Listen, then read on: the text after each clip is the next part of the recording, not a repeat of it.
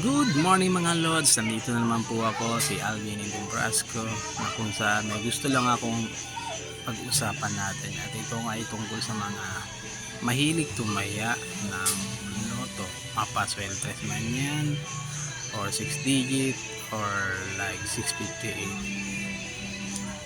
Ang dami taong umaasa dyan na manalo at kung tatanungin nyo ako ay isa na rin ako dyan sa mga nahumaling dati na kung saan araw-araw tayong tumataya at umaasa na manalo tayo sa jackpot kahit man lang sana sa swelters, di ba?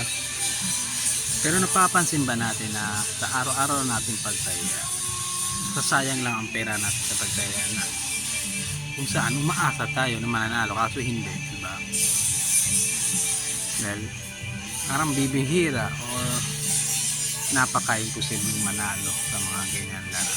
Mabuti pa siguro kung atin itabi ang ating mga perang pinagtataya at gamitin sa mga dapat mas importante at mas pakinabang kaysa tumaya sa mga ganun na kumbaga hulog sa langit or tsamba nga na kay manalo. Yun lang guys.